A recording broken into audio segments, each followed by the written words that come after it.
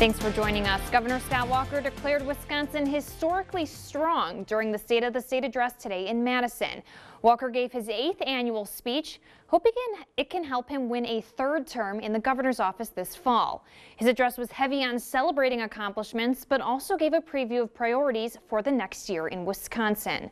News Watch 12's Ben Meyer was at the speech, and he joins us live in Madison with more. Good evening, Ben.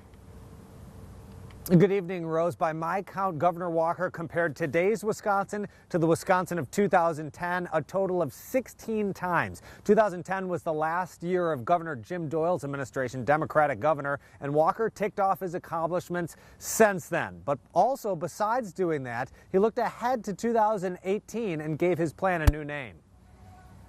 Today, I'm laying out an ambitious agenda for 2018. Walker's ambitious agenda includes a familiar theme: tax cuts for people in Wisconsin. Today, he revealed a plan to give families a new $100 per child tax credit. You see, this is your reform dividend. You deserve it. As Republicans in the Assembly chamber applauded, Democrats stayed seated. When you look at $100, what does that really buy?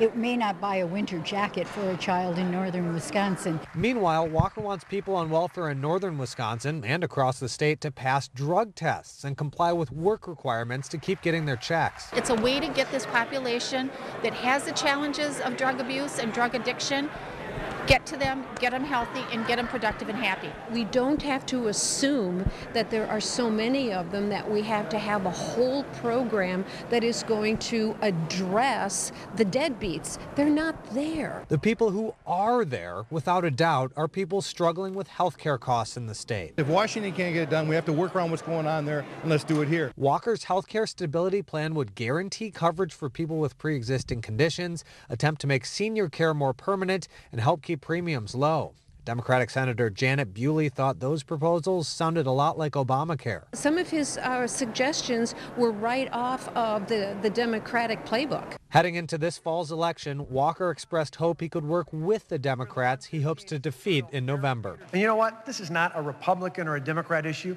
It is a Wisconsin issue. We listened to the people and created a Wisconsin solution. And in other issues important to northern Wisconsin, Walker urged the legislature to speed up the closing of Lincoln Hills as a youth prison and transfer those youth inmates to regional centers all over the state. He also is pushing for a $50 million rural economic development fund to help new and small businesses in rural areas. Covering the news live in Madison, Ben Meyer, News Watch 12. Rose.